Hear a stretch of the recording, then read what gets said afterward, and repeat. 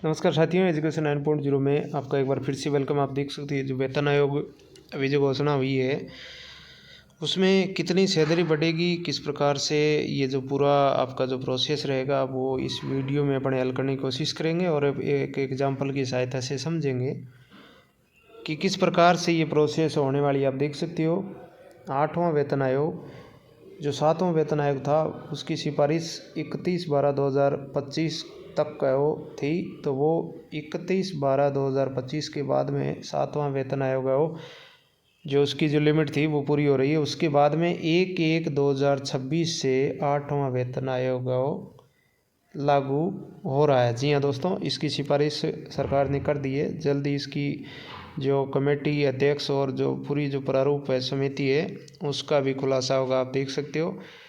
अब देखिए अपने इन चीज़ों को समझते हैं कि जैसे अभी जनवरी 2025 है और उसके बाद में आप देख सकते हो आपका एक इंक्रीमेंट अभी जो वर्तमान में आपकी जो बेसिक है उसमें 1 जुलाई 2025 का इंक्रीमेंट भी ऐड होगा और हो सकता है जुलाई 26 का भी ऐड हो जाए अगर थोड़ा सा डिले होता है तो। नहीं तो फिर क्योंकि वास्तविक इसकी तारीख 1/1/26 से ये लागू होगा, लेकिन अगर कमेटी की रिपोर्ट या कुछ समझे थोड़ा बहुत लेट होता है तो एक इंक्रीमेंट आपके पहले ऐड हो जाएगा 7वें वेतन आयोग के हिसाब से। डीए की बात करें वर्तमान में अभी आपके 53% चल रहा है। अभी जनवरी का जो आने वाला है वो 3% अगर अपने अनुमान लेके चलें, फिर जुलाई 25 का 3% जो मिनिमम अपने लेके चल रहे हैं। उसके बाद में फिर जनवरी 26 का 3% लेके चले तो 62% से अधिक आपका जो डीए हो जाएगा। इसके अलावा अपने एक छोटा सा एग्जाम्पल लेके समझें कि मान लीजिए 1/1/26 को किसी कार्मिक की बेसिक 50,000 है।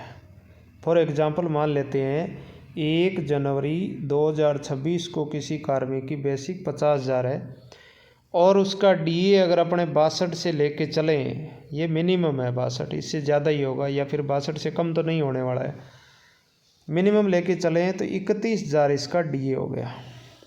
HRA 10% के हिसाब से लेके चलें तो 50,000 का 5,000 इसका HRA हो गया। कुल मिला के 86,000 रुपये इसके बन रहे हैं किसी कार्मिक के। अगर मिनिमम अपने लेके चलें जो सोशल मीडिया पर चल रहा है कि फिटमेंट फैक्टर अगर 1.92 रहे तो कितनी सैलरी है वो बढ़ेगी। जी हाँ दोस्तों, समझते हैं अपने। अगर फिटमेंट देखिए पूरा जो स्लैब बनेगा, चार्ट बनेगा, वो पूरा का पूरा फिटमेंट फैक्टर पर ही डिपेंड करता है। अब देखिए अगर 1.92 फिटमेंट फैक्टर रहता है तो आपकी बेसिक हो जाएगी किसी कार्मिक की 50,000 है उसकी हो जाएगी 96,000, क्योंकि बेसिक मल्टीपल होगा फिटमेंट फैक्टर से, तो 96,000 उसकी बेसिक हो गई। अब आप सभी जानते हैं कि डीए वापस 0 से शुरू होगा। जो डीए 62, 63, 65 जो आपको मिल रहा था वो अब 0 से शुरू होगा। अब डीए 0 हो गया तो वो उसमें 0 और HRA मान लेते हैं कि 10%, हालांकि 8 भी हो सकता है, ये 8, 16, 24 वाली स्लैब वापस नए सिरे से शुरू होगी। फिर भी मान लेते हैं 5,000 आपके HRA इसमें ऐड होगा तो 1,01,000 रुपये बन गया। जो पहले 86,000 रुपये वर्तमान में बन रहा था 7वें वेतन आयोग में, वो 8वें वेतन आयोग में 1,01,000 बन रहा है। यानी अंतर कितने का हुआ? 15,000 का। यानी सैलरी कितनी बढ़ी? लगभग 15%। कितनी बढ़ी दोस्तों? लगभग 15%। देखिए इसमें कई चीज़ें और डिपेंड करेगी कि आपकी जो स्लैब है वो चेंज होगी। जैसे किसी कार्मिक ने 5 इंक्रीमेंट ले लिए हैं और छठा इंक्रीमेंट लेगा तो सीधी सी बात है उसकी जो स्लैब पहले 3% के हिसाब से बढ़ रही थी उस स्लैब में भी तो परिवर्तन होगा। आप देख सकते हो हर स्लैब में आप देख सकते हो 15% बढ़ोतरी होगी। ये जो बेसिक में जो बढ़ोतरी हो रही है वो हर स्लैब में भी बढ़ोतरी होगी। तो इस हिसाब से कार्मिक की, और उसके बाद में भी अपने देखते हैं हर 6 महीने बाद में जो डीए बढ़ता है वो अभी जैसे वर्तमान में किसी कार्मिक का 1,500 रुपये बढ़ रहा है तो वो बेसिक बढ़ने के बाद में 3,000 के आसपास बढ़ेगा। यानी हर महीने 1,500 रुपये उसमें भी, हालांकि 6 महीने आपको बिना डीए के जो वेतन है वो मिलने वाला है। अब देखिए, अगर अपन एक छोटा सा और एग्जांपल लें कि 7वें वेतन आयोग में जो आपका फिटमेंट फैक्टर था वो 2.57 था, जिसमें अनुमानित आपके 22-23% के आसपास है वो सैलरी बढ़ी थी छठे वेतन आयोग से 7वें वेतन आयोग में। अब मान लेते हैं अपने फिटमेंट फैक्टर अगर 2.32 रहता है, यानी 7वें वेतन आयोग से भी कम रहता है, फिर भी मान लेते हैं, तो किसी कार्मिक का जो बेसिक 50,000 था वो अब बेसिक हो जाता है 1,16,000 रुपये, यानी बेसिक मल्टीपल टू आपके जो फिटमेंट फैक्टर है उससे वो गुणा होगा, सीधी सी बात है। उसके बाद में 1,16,000 इस कार्मिक का बेसिक हो गया। फिर मैंने वही बताया, आपके जो डीए है वो वापस से क्या हो जाएगा, 0 हो जाएगा। एचआरए इसमें इंक्लूड कर देते हैं अपने, तो ये 1,21,000 के आसपास कार्मिक का वेतन बन रहा है। अब देखिए डिफरेंस कितने का रहा है, जो 7वें वेतन आयोग में जब 7वां वेतन आयोग पूरा हो रहा है, किसी कार्मिक का 50,000 मूल था, 86,000 पेमेंट बन रहा था, तो 86,000 और 1,21,000 में 35,000 का डिफरेंस हो गया। यूँ समझें कि सैलरी में लगभग 30% के आसपास है वो ग्रोथ हो रहा है, आप देख सकते हो। और फिर हर 6 महीने बाद में जो 3% भी अगर महंगाई भत्ता बढ़ता है तो वो 3,000, जो पहले 3,000 बढ़ रहा था, जो 7वें वेतन आयोग को 1,500 और महीने बढ़ रहा था, वो बढ़कर कितना हो गया दोस्तों, 3,500 रुपये हो गया।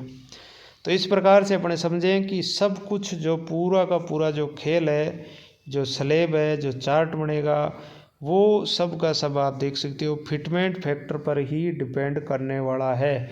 या फिर इसमें एक चीज़ और हो सकती है कि ये जो सरकार है वो अगर फिटमेंट फैक्टर फॉर्मूले को छोड़ करके कुछ और ही फॉर्मूला लेकर आए तो ऐसा भी हो सकता है, मे भी संभावनाएं जताई जा रही है। अगर फिटमेंट फैक्टर वाला फॉर्मूला आता है तो ये थोड़ा सा ठीक रहेगा, क्योंकि फिटमेंट फैक्टर अगर 2.0 भी रहता है तो भी आप मान सकते हो कि आपकी जो सैलरी है उसमें 25% के आसपास है वो बढ़ोतरी आराम से हो जाएगी। तो ये कुल मिलाकर के कहें कि मोदी सरकार, देखिए ये भी एक विचार करने वाली बात है कि कुछ दिन पहले लोकसभा में, राज्यसभा में सब जगह लिखित में आ रहा था कि सरकार है वो 8वें वेतन आयोग पर किसी भी प्रकार का विचार ही नहीं रख रही है। और अब अचानक से 8वां वेतन आयोग आ जाता है, तो ये भी एक विचार करने वाली बात है कि इसके पीछे क्या राज है, क्या वजह है। लेकिन इसमें अभी भी जल्दबाजी करना ठीक नहीं रहेगा, क्योंकि जब तक कमेटी की सिफारिश नहीं हो जाती है, कमेटी का गठन नहीं हो जाता है, तब तक ये चीज़ें हैं वो कर्मचारियों को इतना भी ज़्यादा खुश होने की पहले वो आवश्यकता नहीं है। हालांकि 10 साल के बाद में एक इंक्रीमेंट आता है तो कर्मचारियों के लिए एक प्रकार से वो जैसे कोई त्यौहार का जो एक फेस्टिवल का यूँ माने कि जो खुशी होती है वो कर्मचारियों के लिए कही जा सकती है। वेतन आयोग को लेकर के विभिन्न कर्मचारियों के मन में अलग अलग जो सवाल आ रहे हैं, तो वो इस वीडियो के माध्यम से आपके वो डाउट क्लियर हो गए होंगे। जी हाँ दोस्तों, अगर सब कुछ ठीक है तो अपने साथियों को भी ये वीडियो ज़रूर शेयर करें और निरंतर आप हमारे चैनल से जुड़े रहें, ताकि आपको 8वें वेतन आयोग से जुड़ी पल पल की अपडेट सबसे पहले मिलती रहे। जैसा कि पहले भी अपने 2-3 महीने से इसमें 8वें वेतन आयोग से जुड़ी अपडेट दे रहे थे, तो कुछ साथी पहले भी कह रहे थे कि सर वेतन आयोग ये सरकार नहीं लाने वाली है, लेकिन आखिरकार सरकार ने इसको नोटिफाई कर दिया है। तो ये निश्चित रूप से कर्मचारियों के लिए एक अच्छी खबर है वो कही जा सकती है। जी हाँ दोस्तों, बने रहिए निरंतर आप अपने चैनल से। धन्यवाद।